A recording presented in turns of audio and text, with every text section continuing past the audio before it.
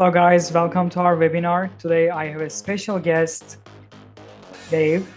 Hello Dave, welcome. How you doing, Omer? I'm doing great. It's super hot in Arizona, trying to stay hydrated. Yeah, man, absolutely. I can't do what you guys do, man. It's like it is just way too hot. Like I don't know about you, my warehouse does not have AC. So That's a bummer. yeah, I mean we have a lot of fans everywhere. So we try to keep the guys cool. So Do you guys have do you guys have AC? We have AC in the office part, but in the warehouse part it's very, very hard and expensive to use. Yep, absolutely. Impossible. But we use some commercial big fans. Yeah. Pull it down in highly traffic areas, lifting station, conveyor belt. Absolutely. Yeah. And your conveyor, does that generate a lot of heat as well? Not really. No? Okay. Not I didn't know if the motor does or not. Let me see. What's up, everybody? How is everybody doing today? Just give me a good, like one of these. Sweet. Oh. We're going to hang tight for a little bit and wait for everybody to flood in the room. How many people? I don't see how many people we have here.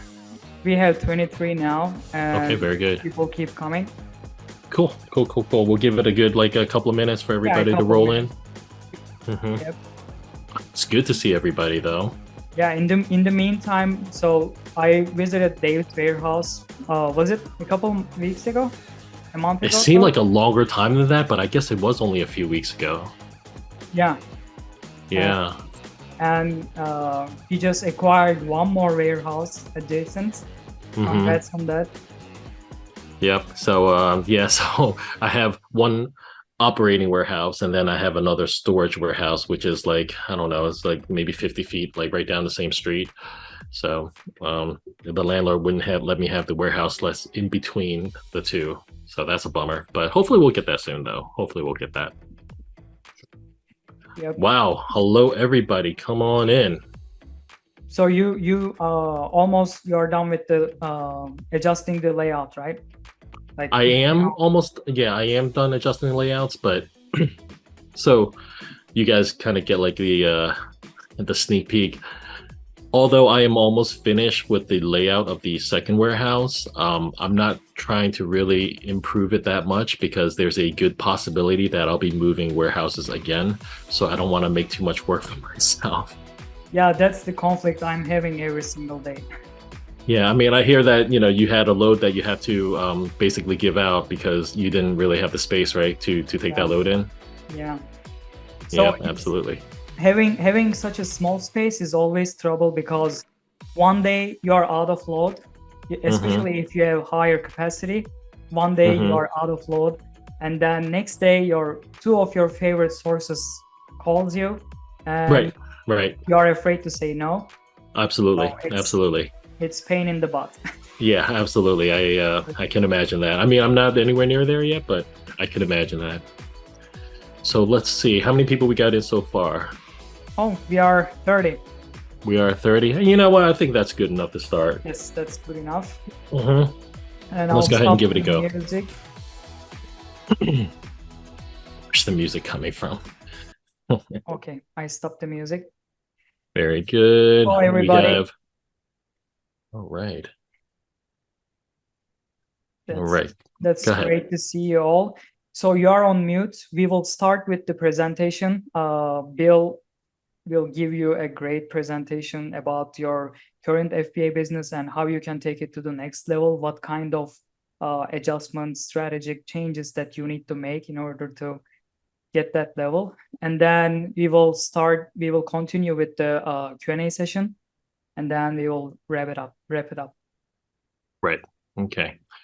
So how's everybody doing this evening? Hope everybody's having an awesome day. I know not everybody knows who I am, so I'm just going to give a quick introduction to who I am. My name is Dave. Go by FBA Dave on Instagram. I see a lot of people that I do recognize on the screen here. So I've been in the book business officially for 3 years. Okay. Unofficially for 4. When I say unofficially for 4, my first year was just kind of like, the cherry picking, the touch and go, the experimentation, the falling on my face and realizing I wasn't making money for 3 months, that sort of thing. I'm sure all of you have been there. Okay. My previous business before I got into the book business was in auto repair. Okay. And I had been auto repair for over 10 years. The pandemic hit and we had to change gears, and it also provided an opportunity for me to land my first bulk account. And then from there, it just, I went straight bulk from there. So it's been a pretty interesting ride. The differences between the auto repair business and the book business is that the book business, you have a much better opportunity to scale the business over auto repair. Auto repair, you have to hire talent. Your labor costs will skyrocket, versus in a book business, you don't really have to hire that much talent. Just hustle, just people with enough hustle. And we'll get into that a little bit later. Yeah, I remember your post when you were turning your auto shop entirely to the bookstore. So yep. So we still have a long way to go on that. You don't regret that decision. No, to be honest with you. So for the record, for everybody listening, I guess the bottom line is like, well, am I making more money now in the book business than I was in the auto repair business? And I am. Okay. So I have no regrets there. That's all. And there's still a lot of untapped opportunity here for me. So I have not even hit the peak of where I need to be. So yeah, there's going to be a lot of growth. Okay. That's great to hear. So thank you. So moving on to today's topic, right? So today we're going to be touching on a lot of different tiers of the book business. Okay, what I call tiers. Okay, and what they are and how we are going to break those tiers to elevate you to the next level, to the next tier. Okay, all the way up to the end all be all, which is the mega bookseller, if you have wanted that. Okay, so first up, we need to talk a little bit about business practices, business ethics, or just the definition of the hustle, right? The first thing everybody needs to realize, and this applies to anybody in any tier, okay, you need to treat this as a business. So what that means is you, at any given moment, you need to understand what your expenses are, okay? You need to understand your key metrics, where your income is coming from. Your cash flow, super important. And you're going to hear me say the words cash flow throughout this entire thing, okay? Because that ultimately is going to make or break you. You need to know where your break-even points are on a monthly, weekly, daily basis. Break-even points meaning how much money do you need to generate to keep this business alive, okay? And that you need to see on a monthly, weekly, and daily basis, okay? If you know those numbers, then you're in the business. So you have to excuse me. I'm like old. I have notes. No, you are not. I am. And then also too, you also need to know where your inventory levels are. Okay, what is the worth of your overall inventory, where it stands, what the average sales rank is in your inventory, and that can tell a lot about your current business and also about your upcoming cash flow as well. Okay. One thing I want to touch on is the attitude that you should be adopting in the book business. It's tough. The book business is a tough business. It's very laborious, especially when you first begin. You have to be hungry, right? You need to be starving, and that is the only mentality that you're going to need to be able to break tiers, right? So everybody has felt hunger before, right? But not everybody has been in to the point of starvation. Once you feel starvation and once you want to get out of starvation, that is when you really want to excel in the book business. Now, everybody is at a different level. Okay. Not everybody wants to get to that certain point, but I'm talking about if you wanted to get to the actual pinnacle of the book business, when you want to do 7 figures a year, that's the mentality that you need to adopt. So moving forward, so tiers. So we don't go from 0 to multi-millions, okay, in the book business at a whim. That's just simply not possible, okay? We go through pretty straightforward trajectory if everything goes well. And now at certain points of this trajectory, there's a breaking point of the tier, okay? Now, most people don't think about it this way, but if they do, then you would know how to smoothly transition from one tier to the other, okay? So I'm gonna go through each tier. The first tier is where we first started. Okay, everybody can remember that, and it's called the weekend warrior, right? So you just started, you got a full-time job, okay? You're hustling the books over the weekends, okay? Your main sources may include library sales, thrift stores, right? The estimated income level at this point, when you first start, is between roughly about $300 to $800 in my experience. You're going to be making a lot of mistakes, okay? But that is basically how you start. The excuse me, the second tier is what I call baby bulk. Okay, so baby bulk is someone that's got the basics of the working hardware and software needed to send shipments to Amazon. Okay, on a consistent basis. We're talking like if you were able to do, 100 books a week, okay, or 200 books a week, something that's consistent. Your main sources for this particular tier includes some Gaylords that you may be able to purchase on a smaller scale, maybe not like a full truckload, maybe a couple here and there. Post library pickups. Okay, we could talk more about this later, where you have libraries that has finished their library sale and they needed to unload on the leftovers. Okay. There are sources like large estate sale pickups. Okay, that is also a good source as well, especially if you know a thing or two about books. Sometimes there's hidden gems in there. Okay, and of course, at this tier, you should be able to have access to some of the back rooms or special privileges to get into areas that most of the public are not able to. And Dave, I also have one more idea in this tier that you call it baby bulk. I have heard from a few people that they are visiting some local organizations, not like corporate level, but small chains, and talking to warehouse manager or to the employee that takes care of the books part. And that employee letting those people to scan first, going through the Gaylord, but not dealing with all of the recycle and the other things. They're just the ones that they accept. Absolutely. It's a great idea.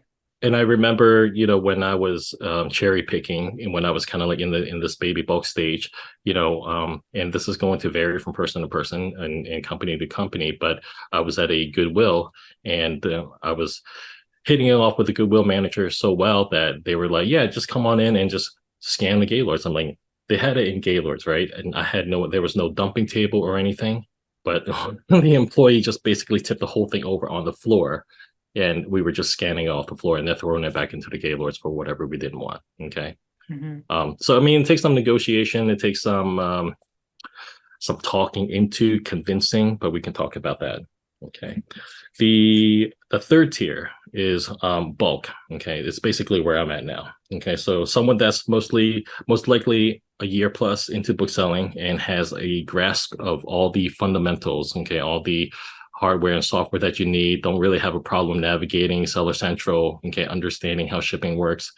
And this is the tier where it would be replacing your full-time job. So if anybody was looking for, well, how do I turn bookselling into a full-time job? Okay, how do I change my career in that? This is the tier that you should be eyeballing, and this would be the goal. Okay.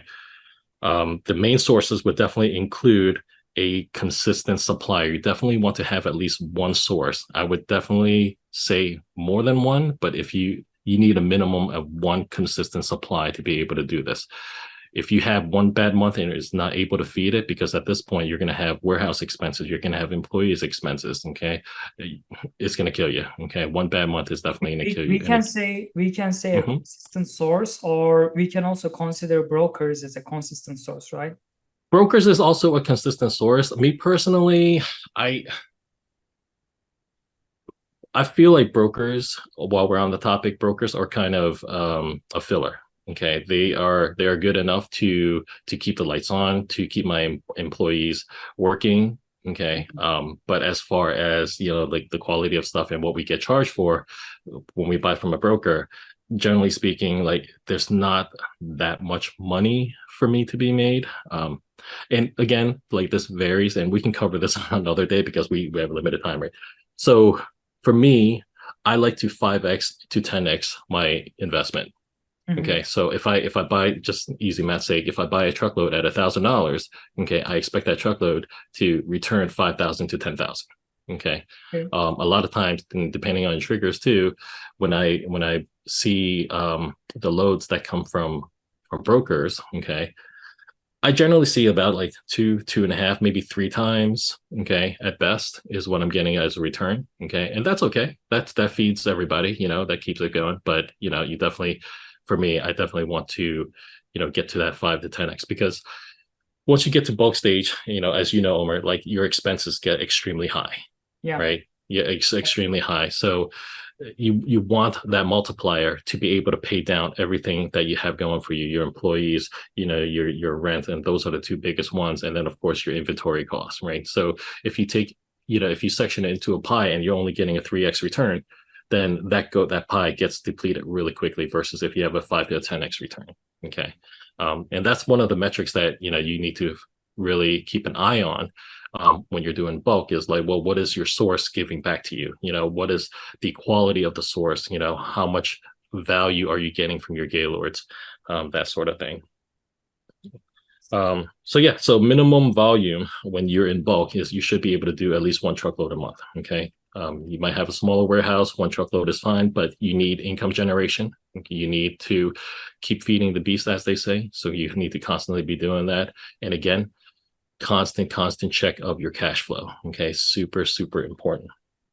And then the 4th and final tier is the mega bulk, which is what Omer is. Omer does a lot of volume, right? Omer, how many truckloads do you go through a week now? So we do around 5 truckloads a week in Arizona location, and do another 3 to 4 in St. Louis location. But there is also Bill Martling here. I see. Here. So Bill's mega, here. mega. Yeah. Oh, Bill is in a league of his own, though. Yeah. Bill just breaks all my tiers. We should create another tier for him. Yeah, Bill is like God tier. If anybody don't know who Bill is that we're talking about, that's Bill Martling. He is the I think director of sales in Sell Back Your Books, okay, which is a wholesale company. Okay, both Omer and myself, we sell him a lot of books, and he's very fair and he is very good at what he does. So yeah, 4th tier is the mega bulk, which is what Omer is. Okay, and hi, by the way, sorry, hello, I am here listening. Sorry to hello. Let's go back to okay. Hi, Bill. Okay, we're good. Howdy. Thank you. Well, there you go. That's Bill. Oh man.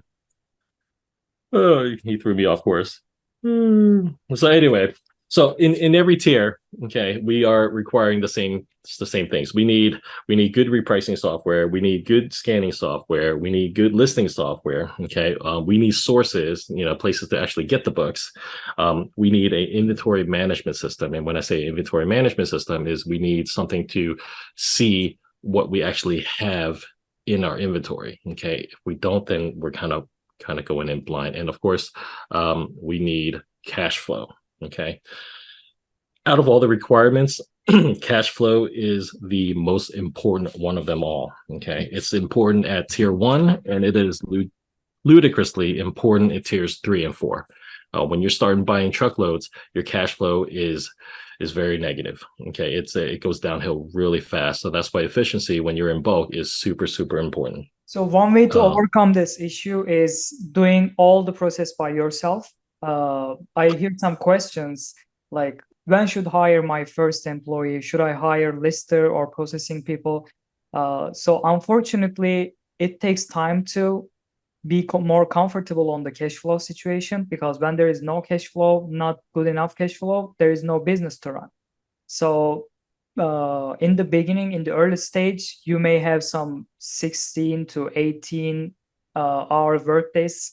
I'm sure you know that, Dave. Oh yeah. It's imagine. So when I first started bulk, though, it's a little side story. When I first started bulk, it was 16, roughly about 16-hour workdays, along with my second kid that was just born. So that was fun.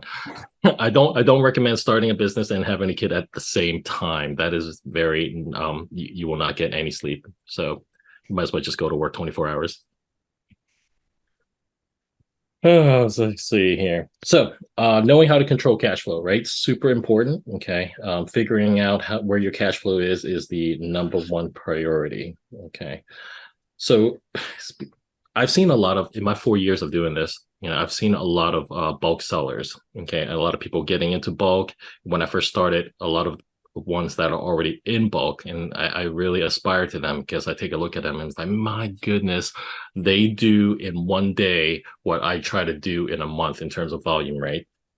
And then fast forward a few years through the ups and downs of of Amazon, especially when the inventory limits hit. Okay, it wiped them all out. Like, everybody took a huge hit, myself included. Okay, but everybody took a huge hit when the FBA limits come in. So for those that don't know, there was a point in time where we could send anything into Amazon. There was no restriction. Do you remember that, Omer?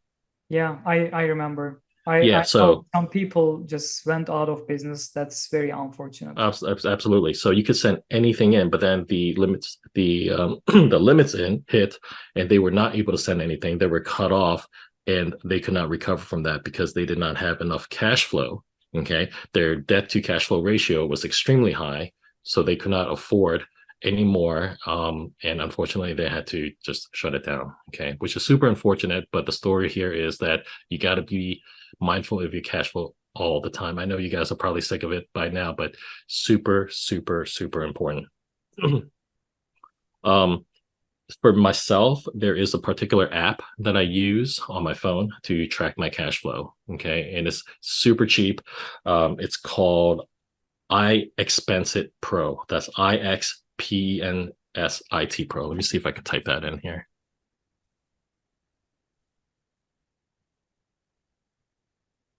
Maybe not.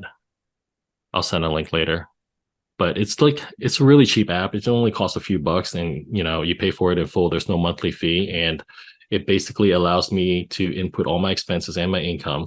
And by doing that, you can pull up reports to see exactly to the day of what your cash flow looks like. So you can break it down by year. Hey, how am I doing for the year? How am I doing for the month, week, etc., etc. So this way, before you promise to buy that load of library books or that truckload of books or whatever have you take a look at it and it's like, oh shit, I actually don't have any money to buy this, and I have inventory that I have not listed in my garage. Maybe I should take care of that first, right? So that's why it's really important to actually see where you are and how you're doing in your business cash flow, number one. Okay, so why did I spend the last like 15-20 minutes talking about these tiers, right? It's simply because you need to know where you are. Imagine like if you were trying to get in New York, right? You're trying to get in New York, you know where New York is, okay? But if you don't know where you are, you don't actually have a route to be able to get to New York, not in an easy enough way, right? So if you try to go from like tier 1, okay, which is the weekend warrior you just started, all the way up to tier 3, okay, because like, hey, that's my ticket out of the job, right? That's my ticket to financial freedom. If you just go straight from 1, or try to go from 1 to 3, you're in disaster world. Like, you're gonna die. Like, there's no way you can do that. Okay, so what we need to do is to find ways to, number one, learn the business. Okay, and then 2, to break these tiers and transition into each one separately.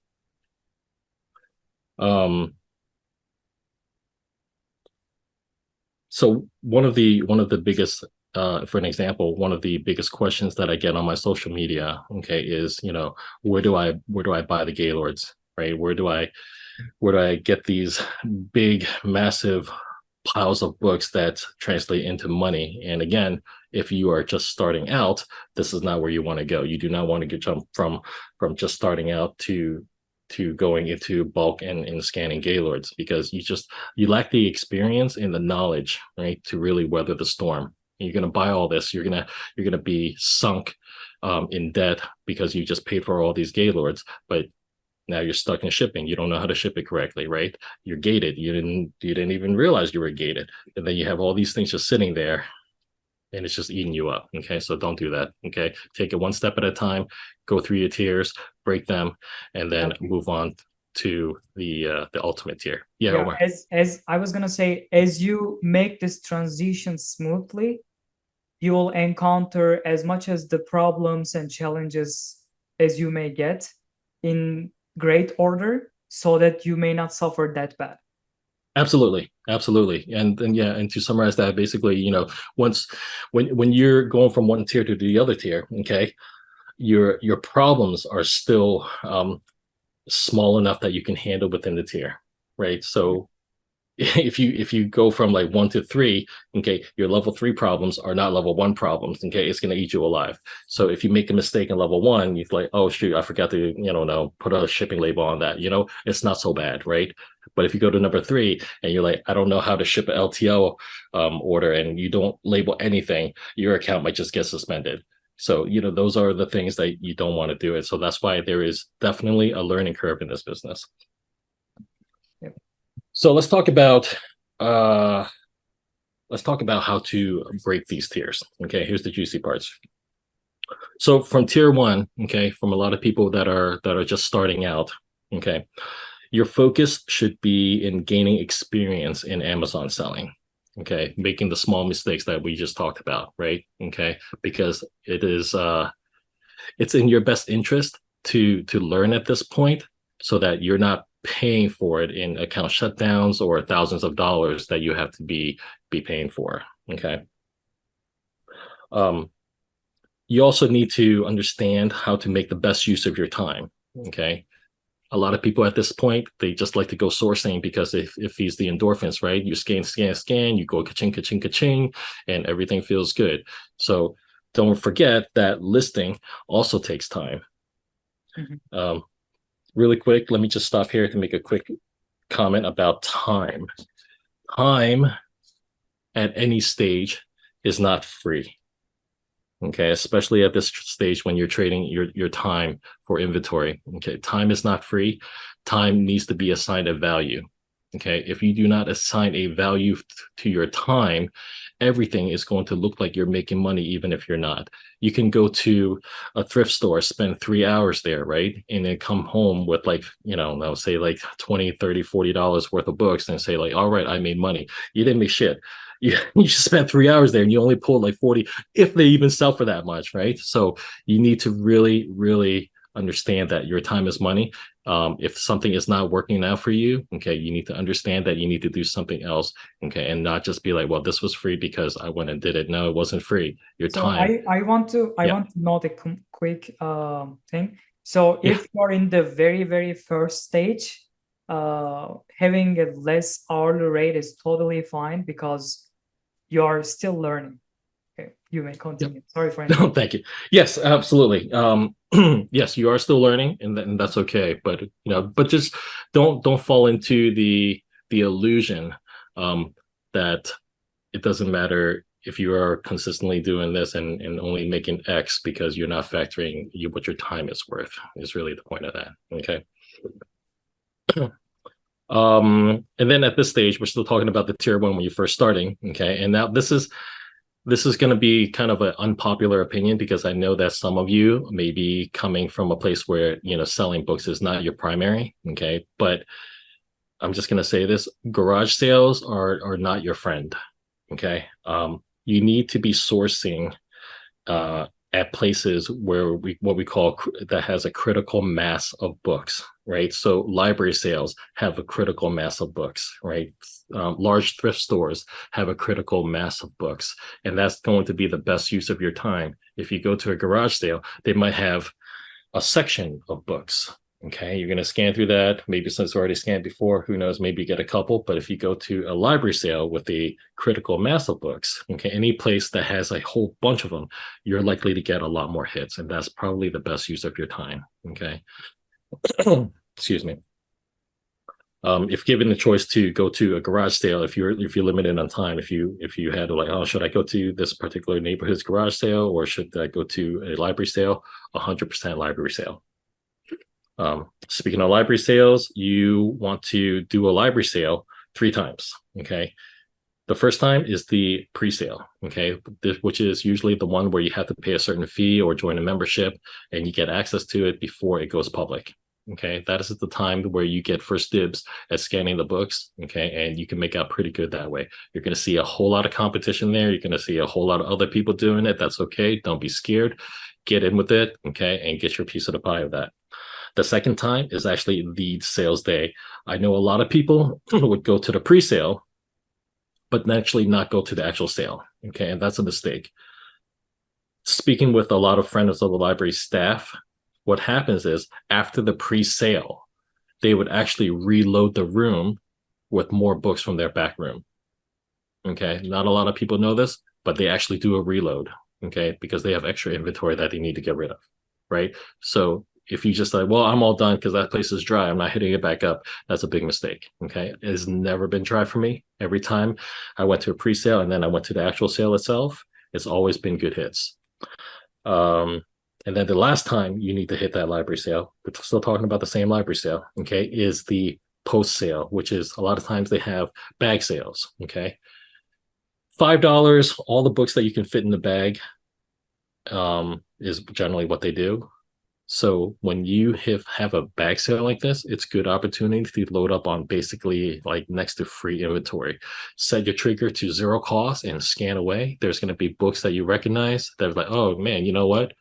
It didn't it wasn't green for me before, but it's green for now, and it's really all due to the buy cost, right? Excuse me.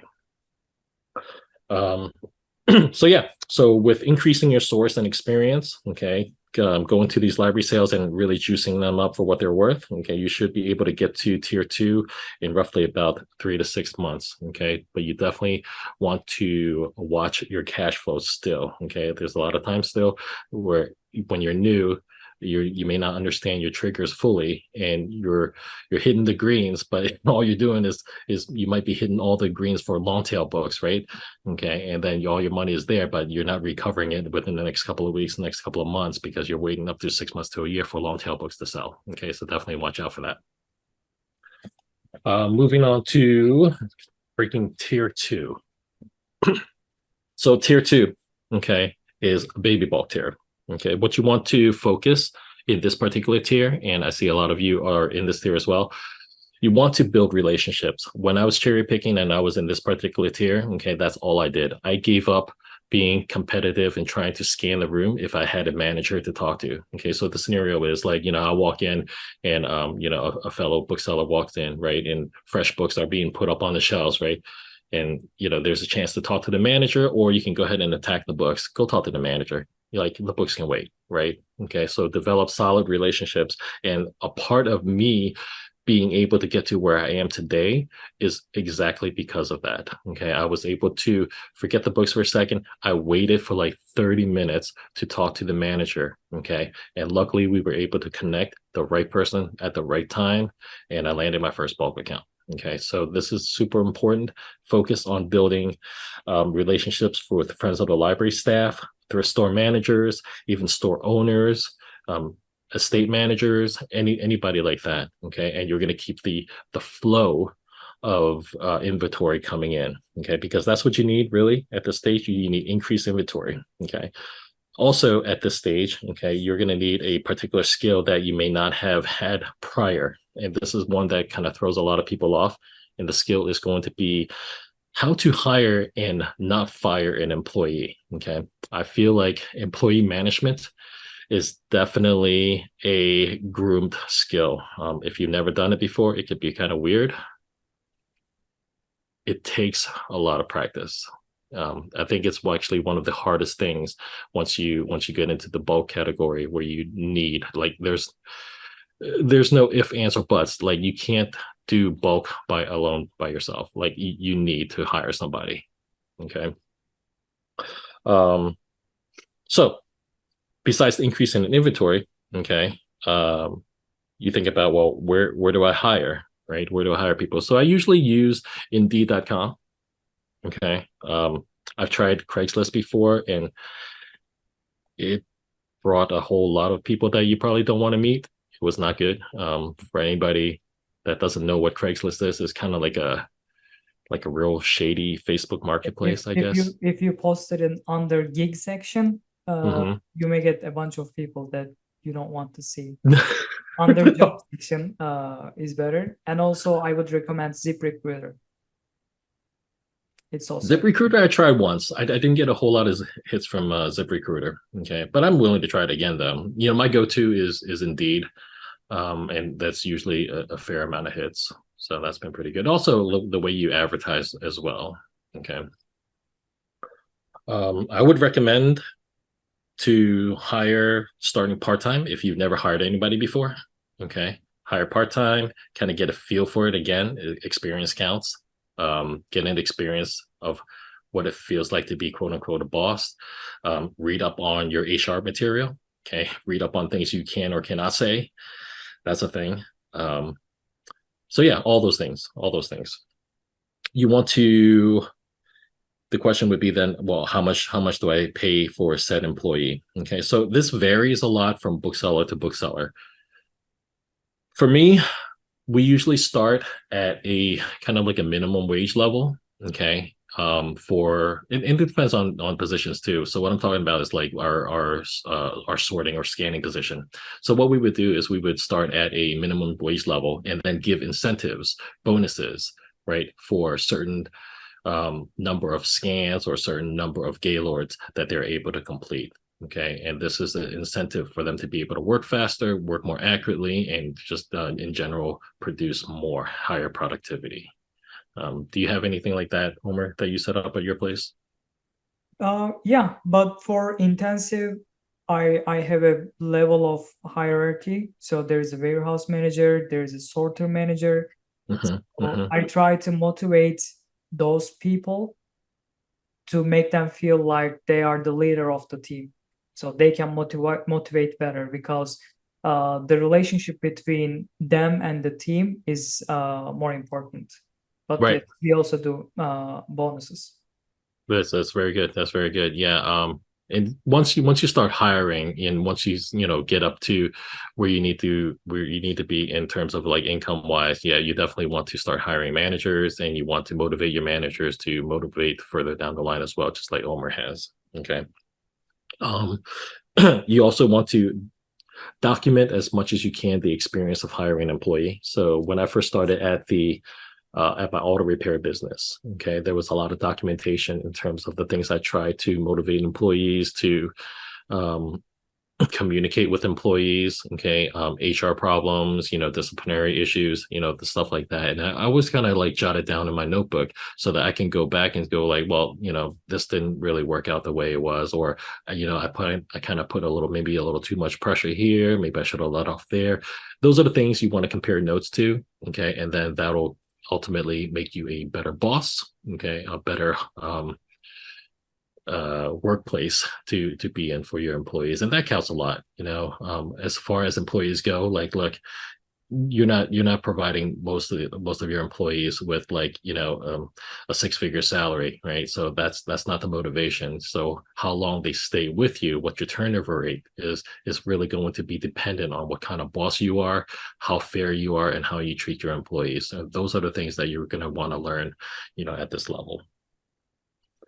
Create training documents. Okay, super important whenever you have a particular job for your employees, whether they're in a scanning position, a managerial position, or what have you. I always create training documentations with pictures, videos, what have you, so that they can understand their job. They can understand everything that they need to do without really like bugging you too much, right? Do you have something like that as well, Omer? Yes. So SOP is great way to train them, because when you are very into the entire process, you may forget that those people who just started do not have any idea about what we do here. So there needs to be clarification on each step. So it's very important. Absolutely. So baby bulk, you're gonna need to spend another 3 to 6 months, or maybe even longer than that, as you pick up your employment skills, your hiring skills, so as you gather more sources for increased inventory. Once you get past that point, once you have, oh crap, I have now like a lot of inventory, okay, and I understand how to hire and maintain my employees, then it's time to move to the bulk stage, right? So for the employee, friends and family is great way to practice that, because you are kind of not that formal between you two. It may be dangerous though. Don't be such an asshole to them. So I was gonna say, Omer, I'm actually against hiring friends and family. So it in my experience anyway, it's never really turned out to be a good benefit. Okay. It's always been kind of like playing favorites. There's a certain amount of that. There's a certain amount of like entitlement and and stuff like that. I generally like to stay away from hiring friends and families, and that's another thing too. Like it's sometimes it's kind of like a mental barrier when you have like a, let's say, your brother or your mother, right? Like let's say somebody that's like a hierarchy. Let's say your dad or your mom is working for you, right? So what are you gonna tell you? You're gonna tell your mom, get to work. Why are you moving so slow? Like you can't. I mean, I have a hard time saying that. So what are you gonna do? Like, hey mom, can you please just like a little bit faster? Like, no, man. Like, the way I talk to my employees, like, come on, like we need to get through these gaylords today. Come on, today. So it's a little different. Um, Okay, so moving on to tier 3, which is bulk, and how we're gonna be going beyond bulk. Okay, which is where I'm at. So you want a diversification of sources. Okay, so in baby bulk, you might have one or two. In bulk, you definitely want more than that. Okay, like we were talking about before, having access to a broker. For those that don't know what a broker is somebody that has access to a wide network of stores that have a lot of books. Okay, and they are willing to sell you these books with a certain markup. Okay, those are the brokers. Okay, so having a couple of brokers in your pocket are good when you need filler, but definitely try to get your own sources. Definitely need more than 2, I would say. Okay, just to play it safe, because you never know when one is going to dry up. Recently, and I haven't told anybody about this yet, but recently one of my sources actually decided to not sell to me anymore. And that was very scary. That was fairly scary. Luckily, I was able to have them reconsider, and we're fine now. So I got them back. But it really brings to light, if you're only relying on one source or 2 sources, and one of them goes out on you, like you're shot in the dark. Okay, and again, for a lot of people that don't understand, is when you're at the bulk level, you have a lot of expenses, right? Okay, and if you've not been saving up, your expenses is going to eat you alive, right? If one bad turn is all it's going to take to sink you, so don't let that happen. Okay. So at this stage, you want to, again, diversification of sources, okay?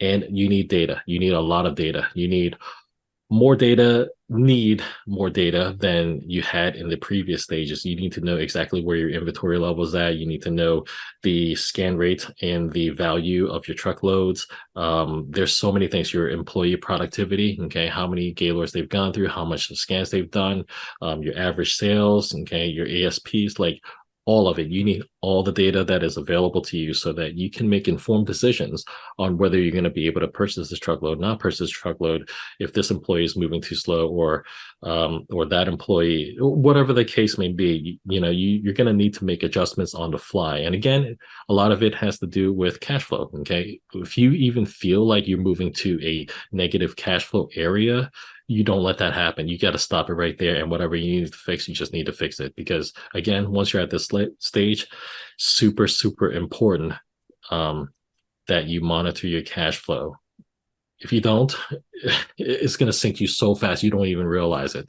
Okay. Yeah, so you need to be able to see all the key metrics. Okay. Sell-through rates, ASP, and yeah, I've just said all that. So we're good. So tier 4, okay. If you can do all that, you get into the mega bulk area. In this case, you kind of need investors, because again, the capital requirements for that is extremely, extremely high. I mean, I know some booksellers that will go through like 5 gaylords in a day. I mean, 5 truckloads in a day, excuse me. Okay. So I'm not sure. I'm not there yet. Omer's kind of there. Omer, what is your volume now? I'm not doing 5 truckloads a day. No, not today, maybe. Yeah, not today. Not today. Okay. So at this point, let's talk about some of the issues that exist in some of the more popular softwares that we have, right? Okay, so first up is repricing. Okay, so how does repricing software typically work? Okay, so for not all, but for some of them, this is how it happens. They pull a report from Amazon. Okay, then what they do is they take a look at that report and then they will compare that report and its values to what the current price is, like your price and the current price of Amazon. And then they would go ahead and say, oh, right, so we need to adjust these prices based on the rule set that you gave your repricer. And then that report, after the changes are made, are uploaded back to Amazon. Okay, and then Amazon will go ahead and make the changes. That is typically how some of the I'll say less expensive repricing softwares work. So by the time all that takes place, the price would have already changed again. So it's super silly. Okay, not to mention a lot of repricers don't understand minimum profit. Okay, they just know how to kind of like, your best case scenario is like match buy box, or if you're super competitive, you go to the lowest price. But this may not work to your best benefit though. So quick story. When I first started out, I thought my sales were really awesome when I turned on my repricer, right? So I don't know if you guys remember when you first turn on your repricer, you get that nice sales spike. You know, you go from selling, 5 to 10 units a day to like, holy crap, I'm in the money and I'm selling like 20 units a day now, 30 units a day. And it's like, it's a really great feeling. So fast forward that great feeling 30 days and I get to see my actual pay statement. Okay. And out of 100 orders, 25 to 30 of them were red. They were negative. Okay. They were like negative 50 cents, negative 75 cents, $1, whatever the case may be. Right. I remember. So yeah, you remember. Yeah, I know. I think everybody does, but I don't think everybody actually takes a look at their statement though. They always go like, oh, Amazon's holding my money hostage for another couple of weeks, and you know how Amazon Pay works. But no, it's really because you're taking a hit. So 25 to 30 of them were negative. So I lost money, and I thought, well, no big deal, right? Because I'll still make money out of 70% of them, and that is also wrong. I had to use the profits of another 30 books out of that batch of 100 to make up for the money I lost, right? So really, I only made up like money on the 30 or 40 books out of the 100 that I would have sold. Okay, and that's basically what happens when you use a cheap repricer. There's really not a whole lot of ways around that when you're going with that type of system. Second thing, scanning software. Okay, scanning software, it's all about accuracy. It's all about speed. Some interfaces are better than others. Okay, but they all, for the most part, work relatively the same way. If the only thing that you want to pay attention to in scanning software is if it is integrated with a wholesale company, like Sell Back Your Books. That is my favorite wholesale company. Again, I'm not saying this because Bill's here, if he's still here, but I'm saying this because they really are really good. I've been working them for years. They've always paid out fairly and on time. Okay. Never a problem. And if there ever was a question, they've always got my back on that. So they're a really good company. Inventory management software. So the current problem with inventory management software is I don't really see any available. Okay. Not in the way that booksellers really need to see their inventory as a whole. Okay. I don't actually see that on the market currently. Okay. You don't see, like, for example, like, what is your overall inventory worth, right? What is the overall average sales rank of your current inventory in the system? Okay. I don't see any really softwares until recently that actually has that. Little side story. So there was times when I actually blamed my repricer for having slow sales. I would be doing great, right? Like this week has been crazy good, and something happens, and I'm like, wait, why instead of selling 50 units a day, I'm selling only 20 units a day? And so I blame like my repricer. Maybe it's not doing the right thing. I blame the month. Maybe it's like a slow month. We have all done that. It's like, oh, this is a slow month for books. By the way, I don't think that's really accurate. The stars are not aligning, whatever the cause may be. The matter of the fact was that the hard truth is I had shit inventory. It was just bad. I had to take a long look at my inventory report. Okay, and I realized that 75% of my inventory was actually over 2 million sales rank. Okay, and this was before like inventory limits. So I had a lot of FBA inventory. I had no limits, but a lot of them was over 2 million rank or has become over 2 million rank. So, of course, like I wasn't getting the sales velocity. If my average inventory was, if my average inventory was under 1 million, then I would be getting a lot more sales. Okay. Yeah, you need to dilute that long tail percentage versus absolutely overall inventory with sending a lot more fast moving inventory. Absolutely. You are right about that, right? So, and that's going to stay. And I share the story because if I could have foreseen that, if I knew what my average inventory rank was, if I could have foreseen that, then I would have been able to make changes to how I source my inventory. Maybe I would not include so many long tails in my sourcing, right? And reserve my capital that way, right? Or maybe I would put sourcing as more of a priority rather than anything else that needs to be handled in the business because, hey, I need fresh inventory to help, like you were saying, dilute that, right? So that I can have, again, more consistent cash flow. Okay. Because if you're not making sales, you're not having cash flow. If you don't have cash flow, you're not going to go and buy the next load of books that's going to produce the money. So as simple as that. Yep. Okay. So that being the case, I want to introduce you guys, okay, to a software that Omer has developed, okay, and that I am a affiliation of because I really believe in it. Very, very, really, very really big team, not me. Very big team. You and your team has really done this, and this is, I feel like the software is going to help everybody break tiers that they're in. Okay, it is really awesome. So it's called Bookz Pro. Okay, and it includes a scanning application, okay, both desktop and handheld. Okay, the scanning application is fully integrated with Sell Back Your Books, okay, so that you can have wholesale companies purchase that. And it is on database as well for the mobile application, okay, which is like lightning fast.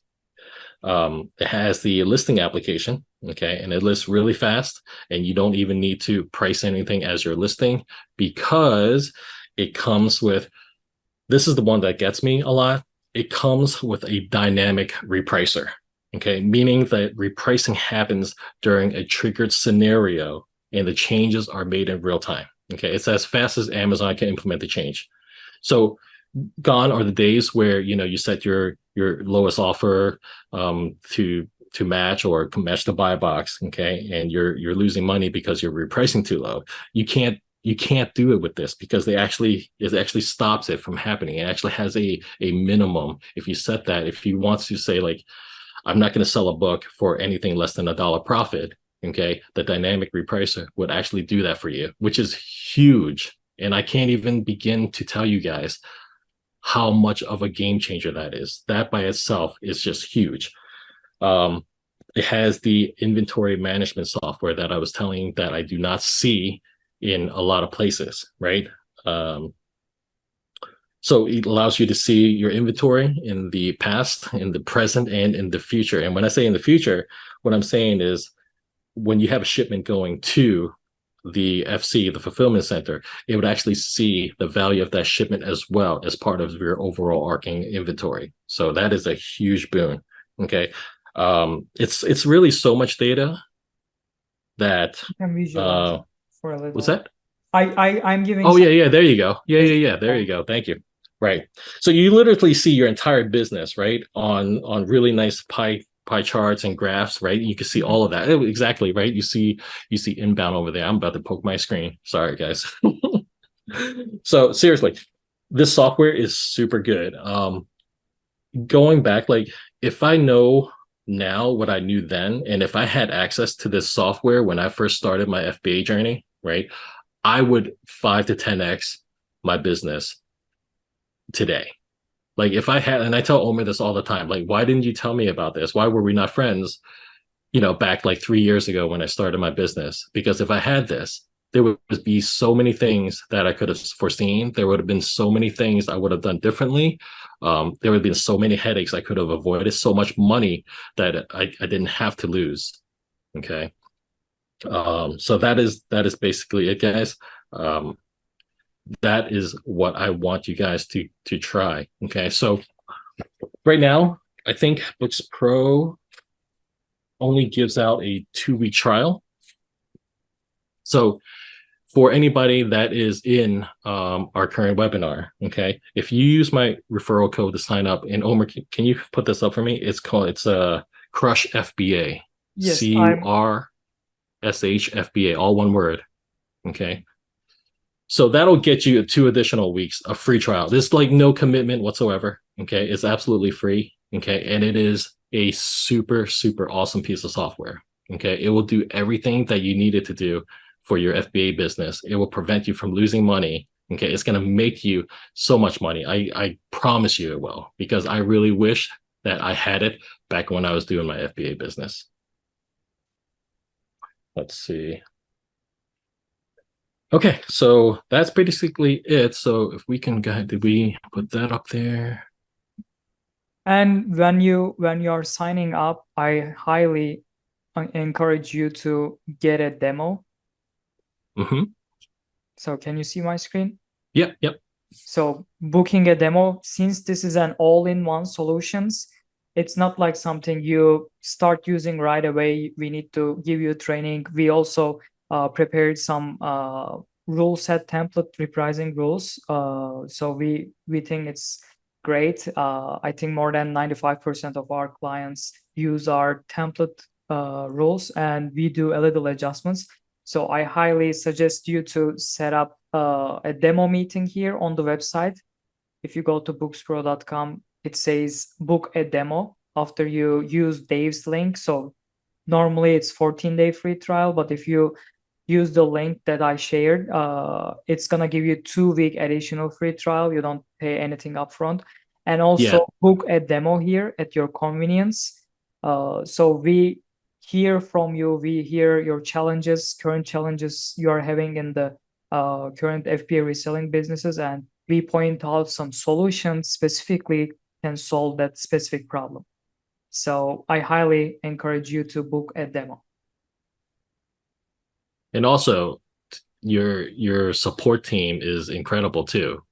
I just recently learned that you guys support in 3 different languages, and you have a chat system for support as well, and that you can also book a Zoom call anytime if you're a client, right? You can book a Zoom call and you could just get the support that you need.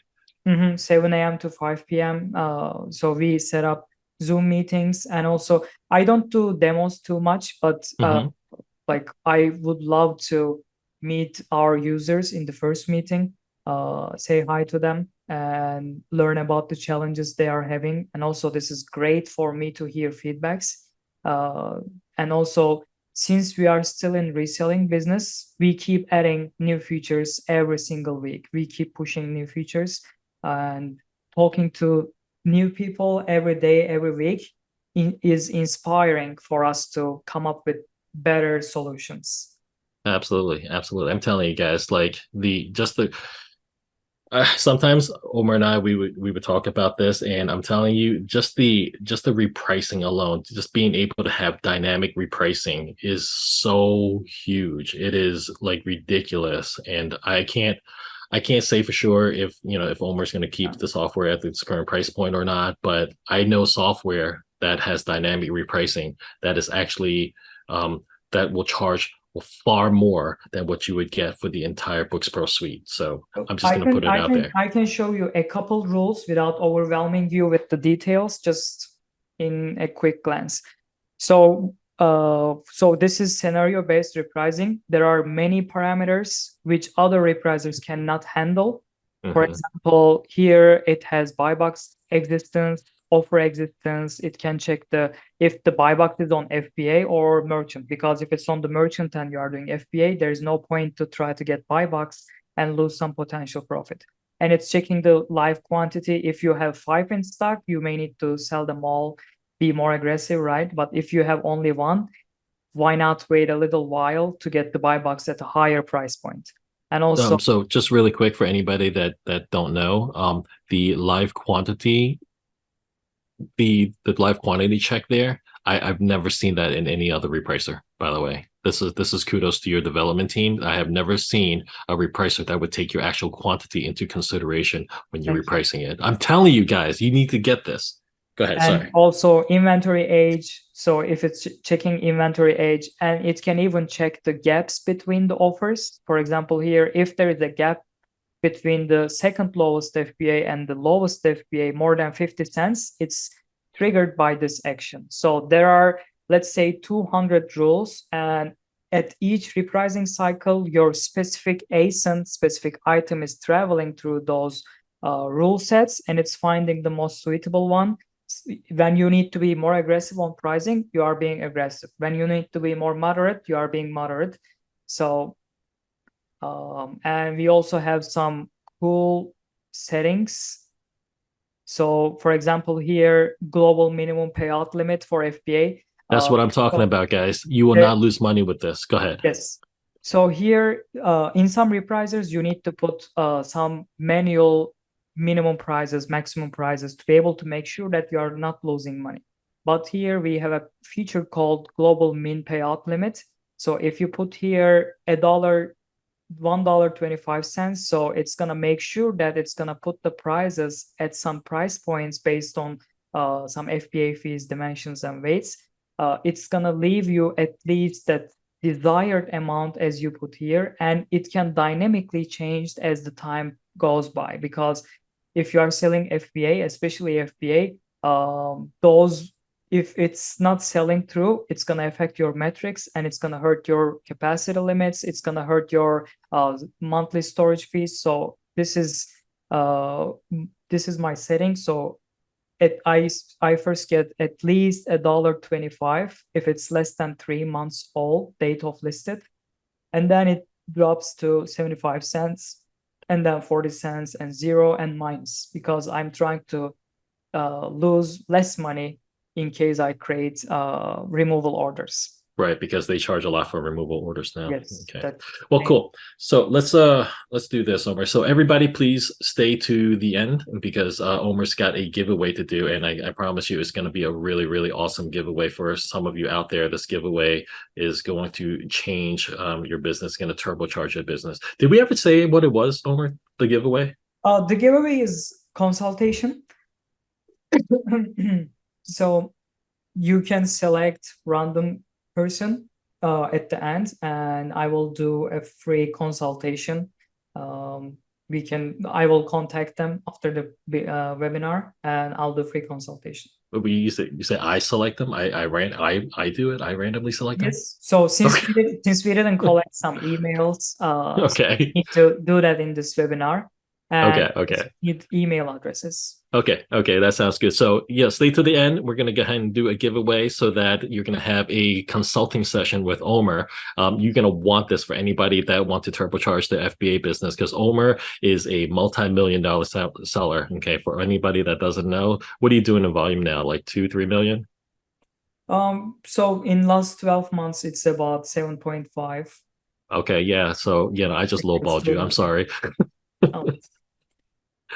Cool. So stay to the end, guys. We'll go ahead and pick a winner for that, and then at this point, let's go ahead and open up the Q&A for everybody that gets a chance to ask some questions before we close this out.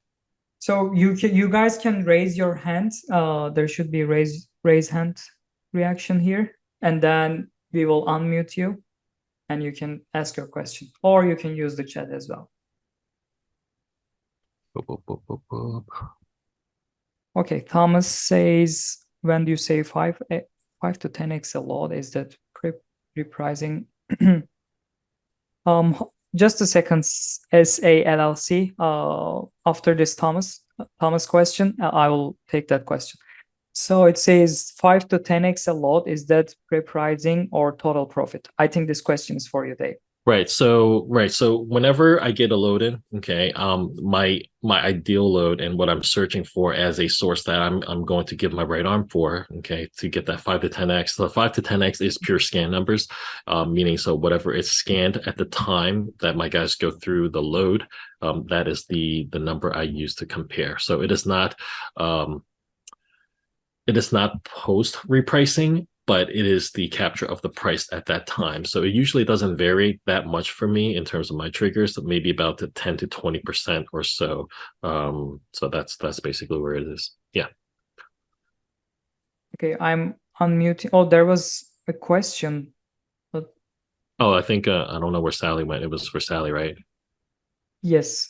Okay. Yes. Let's see. Oh, Aaron's got a question. Okay, Aaron, you can unmute yourself. Like Salsi was me. I changed my name. That's it. So talking about getting bulk, I'm finding people that says, "Hey, I'm gonna sell you bulk. I will give you gaylords." However, how you are gonna be so sure that the gaylord you buy is gonna be profitable? And what is the percentage of one gaylord for you that is considered like good books? Okay, I can take that question. Go ahead, Omer. Yeah. Thank you for asking that. So I would ask for some pictures from that source, and also I would ask some questions about that source. If it's a reputable seller, which is from well-known organizations like Goodwill, Salvation Army, Savers, I wouldn't be worried about that much. But if it's some local guy that you don't know, you just met, I would ask some questions and I would ask some pictures. Is that books coming from one source only, or they are being collected from individual people, or is that credentials or role donations? You need to ask some questions about the load. So as you use those keywords, the other party will understand that this is something that you do full time, and you know the terminology, you know all the things. But for me, my preference is to get some idea from other people that I know, who also knows that person or people. Just to Say, yeah. you ask for some samples, okay? And they can easily sneak in good books in that gaylord, so you would buy a truckload. So this was the mindset when I had when I was starting out. This was also my mindset. What if they scanned the book and selling to you? So some people are still selling on Amazon and also reselling their load or directing their load to you. For example, I just made a post today. Like I have another book load available for sale because this is my regular source, and I cannot say no to.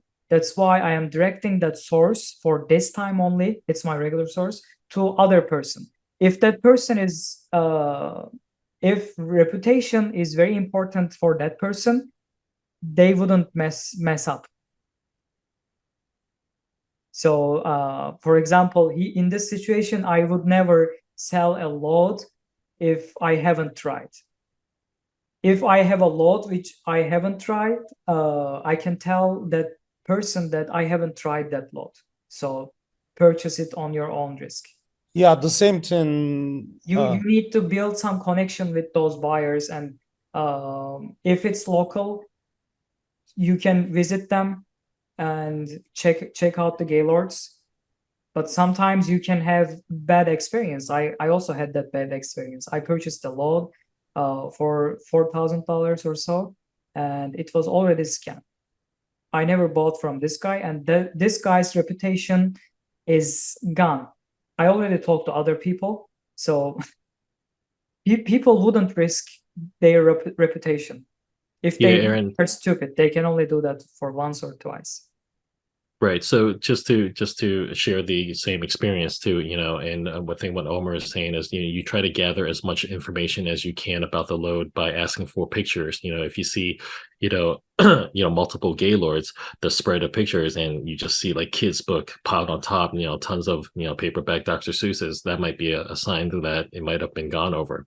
Or it could be like encyclopedia, mass paperbacks. Exactly. Stuff that you don't want to see. You don't see a whole lot of like nonfictions. You might want to think twice about it or renegotiate your offer on that. But also too, I've also been burned by purchasing a truckload from a seller on Facebook Marketplace. It wasn't a reputable company. It was just another seller. And usually it goes like this on Facebook Marketplace. Usually it's kind of like I have extra truckloads. Who wants some? Right. And then, at the time they called me because I'm like, oh shit, I'm kind of like running low on gaylords. I need another load, and none of my suppliers really had anything at the time. So I'm like, all right, so I'll give it a shot. But I don't even think I made my money back on that. So it's one of those things where sometimes you have to just kind of like take a risk on it. And if it doesn't work out, they're going to be gone. Like Omer was saying, the reputation is gone, so no one's going to buy from them. So it's one of those things that sometimes you might have to bite the bullet. But the more questions that you ask, the better you're going to be. Yeah, and also people help each other in reselling community. For example, there was a guy who advertised raw donations, but it was scanned, and I knew who that guy was. And also, I got a phone call from another seller and asked me about that guy. I said, don't buy from him. So, as I said, they wouldn't risk their reputation. If they do, pray that it doesn't happen to you. Yep. Okay. Do you know a guy named Eric from Connecticut? No. I don't know. I don't know anybody named Eric. Like he says he is an FBA seller and he's receiving, or he can supply 100 gaylords a week.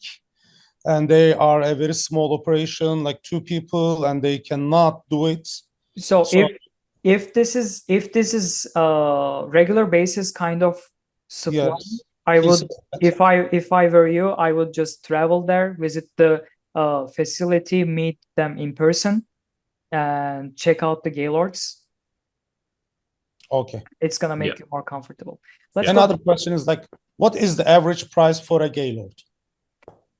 That would depend on the quality. If it's advertised as raw donations, it would go up to 120, 130. I've even seen people paying 150, 160, but I've seen people pay 200.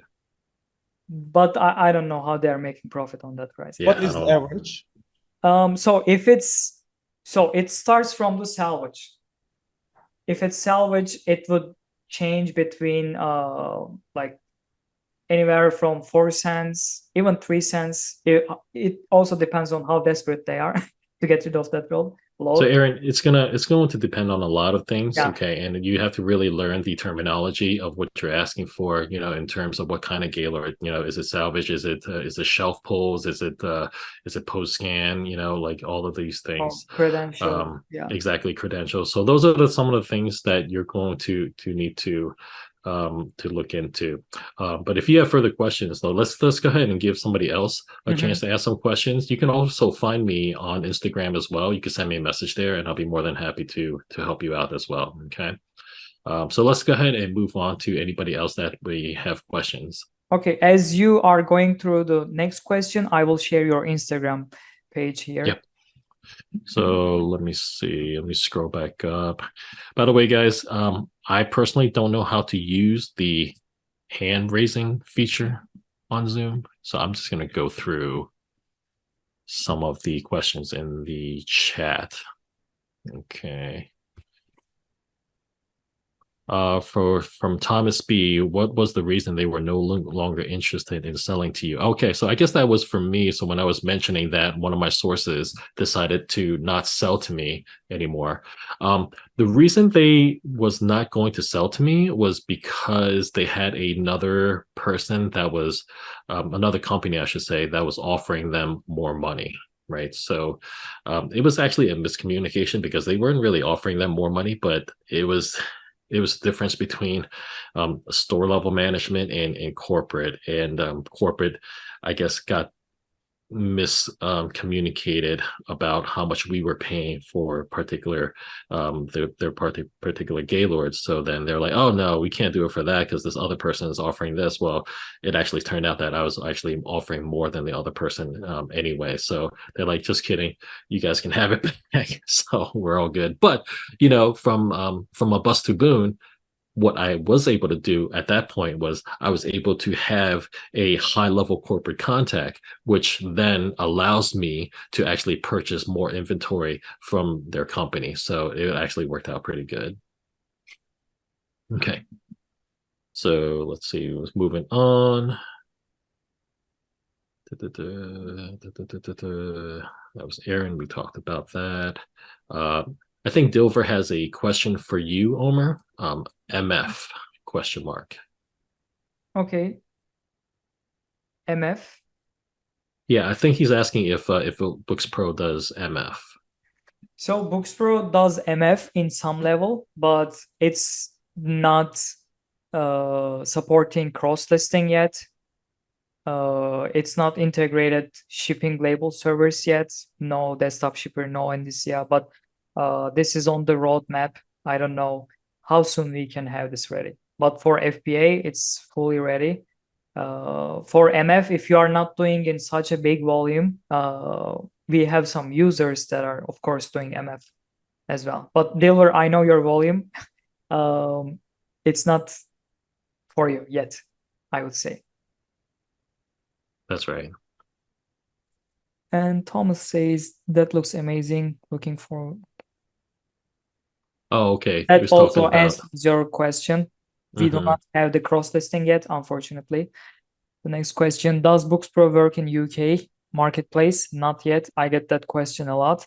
Unfortunately, it's not ready for Europe marketplace. This is also on the roadmap. Okay. So moving down to Erica. So I'm wondering how you guys get rid of your dud gaylords. Do you pay to recycle them? I'm gonna let you take this one first, Omer. Go ahead. So for us, we do recycle them and we do not pay. Okay. There's a lot of recycling companies that would actually pay you, but in order for that to happen, you need to have consistent volume for them, or else it's not going to be worth their while. Okay, so for me, we get paid for our recycling. Okay, it's not a whole lot, but it's not nothing either, so I'm okay with that.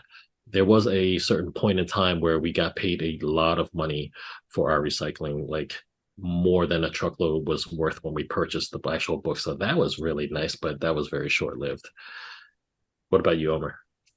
So there is a breakdown on this recycling part, because if you have such a great volume which you can supply on a monthly basis, you can definitely negotiate. You can invite those like regional director of that company into your warehouse and show your volume, and they just need to understand that you have a big volume, because there is a break-even point for them. They consider it as hauling fee or freight fee.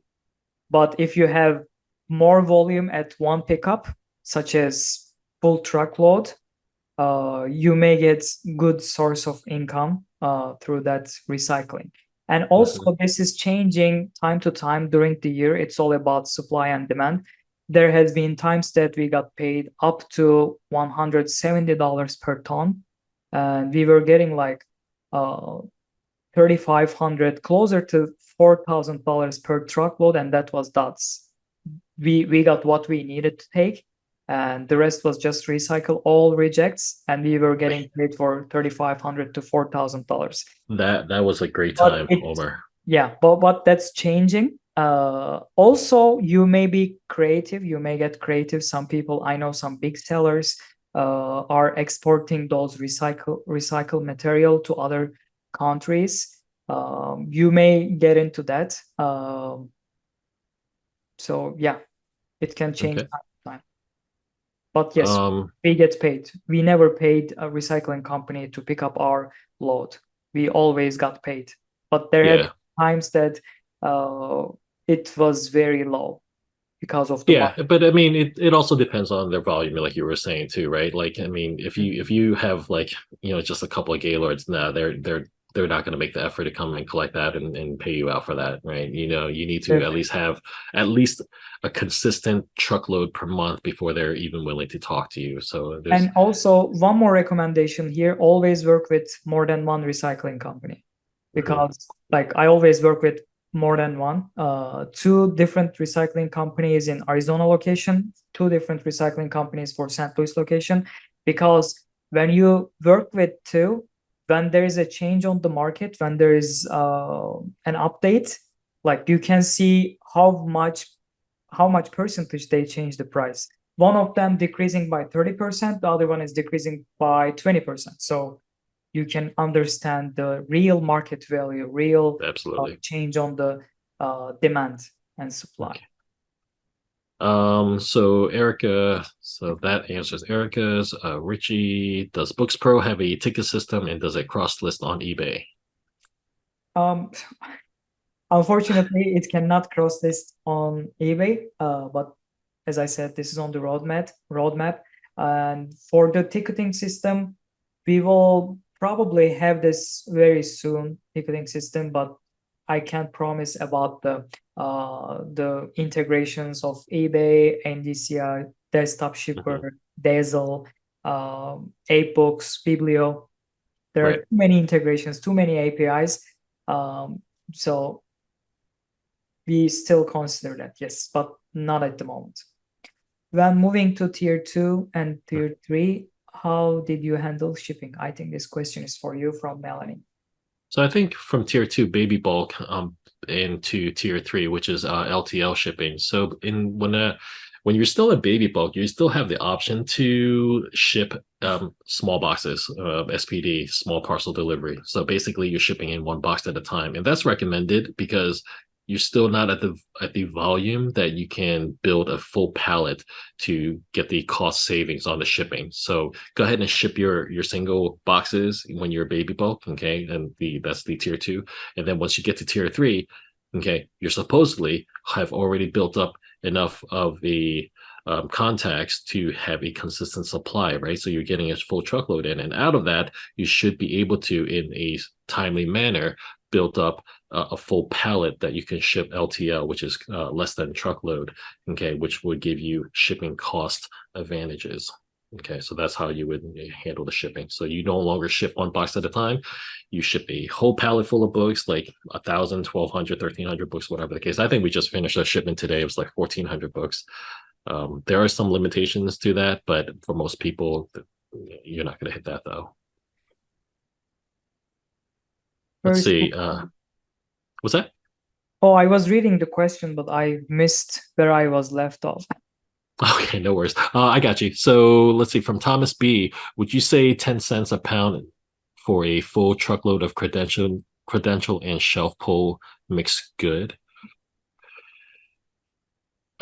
I mean, I think it's okay. I would give it a shot. So there's this thing too, especially, I mean, depending if who you're buying it from. So 10 cents a pound, if it's straight, I think is pretty good. But you know, a lot of times it's 10 cents a pound plus pallet and Gaylord fees, right? So that can add an additional $20 to $30 per Gaylord, right, per pallet that you're going to be getting, and that's going to really add up, okay? Because sometimes they'll say like 10 cents a pound, and this happened before recently to me too. You know, X dollars per pound. I would get the truckload in, and I see the Gaylords, and the truck is light. It's like 33,000 pounds. I'm like, how do you only get 33,000 pounds out of 44 Gaylords? So I'm actually paying more for the actual Gaylord and pallet than I am paying for the contents of the Gaylords. Okay, so just to watch out for that. But face value though, I don't think that's bad. I think that's okay to give it a shot. Moving down, let's see, we have here, Dover says, I love kids books. I know you do. You're going to get all my kids books soon. Let's see here. Okay, so in Bookz Pro app, are we going to get an update where it would allow us to fully close the shipment in 1 box rather than separate them into 3 to 2 boxes? From HC. From HC, yep. Are we going to get an update? Close the shipment in 1 box rather than So this question is confusing. Is it regarding split shipment? I think so. I think they're talking about split shipment. Okay. Yeah, so I guess they're in the Bookz Pro. They call it the app, but it's really the suite I think they're referring to. So for the full suite in the listing of it, okay, is there an update that would allow to fully close the shipment in one box rather than 3 to 2 boxes? Yeah, you can do that. So as you are done with one box, you can close that. And also one point regarding that split shipment. So this is not something Bookz Pro decide. This is something Amazon decide. Amazon has an internal algorithm that determines which content is going to which fulfillment center. So we are sending the request and we are getting a response from Amazon. If there is split occurring, we are showing that as a split. And also there is a solution, but you pay for that solution. It's called inventory placement fee. So you pay that and it's for sure going to one place. I wouldn't recommend that because it's expensive. I tried once and I forgot that I turned it on, and it was like I ended up paying $7,000-8,000 for a month, and I turned it off. It was a expensive experiment for me. And this is what I'm talking about, guys. You know, once you get up there, you make a mistake and it's going to cost you an arm and a leg. So you make your mistakes when you're like the tier 1 and 2 level. So then your mistakes are like muy petito versus $8,000. Yep. And also lastly, we are having a feature. So as you know, there is a new workflow that Amazon has called Send to Amazon workflow. It's on beta right now. We are working on it. So as we test them, it will be available for the Bookz Pro users, which will allow you to create LTL shipment in bigger volume, no 200 level, 200 SKUs limit. And also Amazon claims that there will be no split on the unit level. It will be on the box level, but let's see how it goes. Yeah, Amazon claims a lot of things. Yes. All right, let's get through some of these a little bit quicker here. Okay, From HC, what other companies can we try for recycling other than Zipit? So I think what he's referring to is for wholesaling for a buyback company other than Zipit. So I personally like to use Sell Back Your Books, okay, SBYB, and you can check them out online at sellbackyourbooks.com. I'm not a big fan of Zipit, but you know, for me, Zipit's kind of burned me once, so I don't like really using them. Okay, I know that Bookz Pro is also fully integrated with Sell Back Your Books, so when you scan something and if Sell Back Your Books wants it, they will have an offer for you using the scanning application. So I have tried many many buyback companies. There is a difference. So I have tried Powell's, I've tried Textbook Rush, eCampus, Sellback Books, not Sellback Your Book. There are many other buyback companies, but there is a threshold and you need to put it in the box, try to get a label, and the prices, the offers are not locked in. You just see that 30 books are accepted, and in the real time in the shipment, you scan and only 17 of them accepted. And they have condition problem, like you sent 17 books, but you have like water damage or faults on the pages on 3 of them, you get paid only for 10. So I just prefer the convenience because I have a better volume and I also like to build relationships. So that's why I am now exclusively working with Sell Back Your Book company as buyback company right now. So that's my preference. As your volume goes up, I would suggest you to same, because my time and my employees' time is more expensive to take the hassle and try to hope that you are gonna get paid $20 and you spend 15-20 minutes for it. So I just prefer the convenience. Yep, exactly. So again, going back to, you know, your time is worth something. So definitely make sure that you factor in your time. You know, convenience of working with one sellback company definitely takes the cake in trying to penny pinch out of multiple ones. Generally speaking, you will lose time that way. Okay. We're going to move on. Let's see. From MJ, there was a recycling place in Phoenix that would pay really good, but they sold the company and it now pays $10 a ton. Ooh, ouchie. From Eric, would you be able to put me in contact with a recycling company? I'm coming up and having a full truckload. don't want to have to turn down. It depends on where you are, Eric. Send myself or Omer a message on Instagram, and then we'll see if we can help you out. Yeah. From Thomas, you can look up recycling companies in your area. Yep, that's right. You're welcome. Sorry, we're just catching up on the chat right now. By the way, if anybody has questions that want to ask verbally, just go ahead and use your hands up.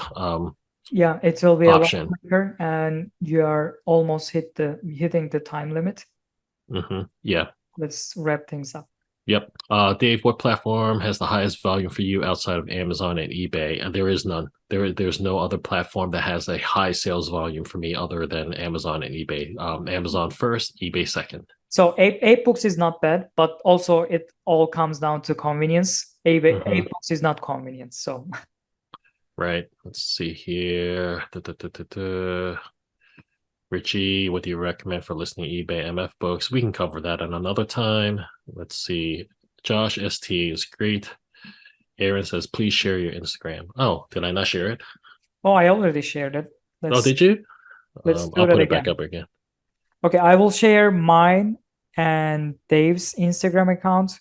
So I'm sorry that we couldn't answer all the questions. So if you just DM him or me, I will do my best, and he will do his best to get it answered, as long as it's not very detailed question. Sounds good. So let's go ahead and do the random giveaway, right? Yes. So I'm gonna have like 4 dices here. I'm gonna go ahead and roll my dices, and then I'm gonna add it up, and then I'm gonna count whoever this is gonna land on. Wow, I count like 19. 1, 2, 3, 4, 5. So on my screen, number 19, not including me and Omer, would be Melanie Carter. Melanie, are you here? If you're here, can you say something? Yes, I'm here. Okay, cool. Awesome. Hey, congratulations, Melanie. Thank you. Awesome. So you are going to be getting some consulting help from Omer, and I'm sure he's going to go ahead and set that up with you. Okay. So Melanie, if you can DM me on, are you able to see my profile on Instagram? No, I'm right on my phone right now. What is your Instagram? I didn't get yours. I have just put it in the chat. It's called Book Up Cycle. Okay. And you can DM me from there. Or I will also, just a second. I will also put my email address. Okay. And also other people can save this and email me. And Melanie, you can email me as well. Did you see my message? So you can email me or DM me on Instagram about this, and we will set up a time and we will do our consultation call. Okay, that sounds great. Thank you. That's awesome, Melanie. Congratulations. I'm sure Omer is going to help you out a ton. He's a great guy too. I'll try to. All right. Thank you so much, guys, again. It was a great webinar. So we will see you. I will see you in the next one. So I will try to make this more often. If Dave can make it from his schedule, I will be happy to have him in this webinar series. I will try to. And remember, use my referral code for Bookz Pro, Crush FBA, okay, so that you guys can take advantage of the free month trial there. It is really, really good. I think everybody should give it a shot. Yes. For the last time, I'm putting in the... Oh, it's somehow not going to only one person. Okay. All right, guys. Oh, there we go. Cool. Thank you so much, guys. Thank you for joining, guys. Enjoy. Take care. Have a profitable week. Bye. Take care. Bye-bye.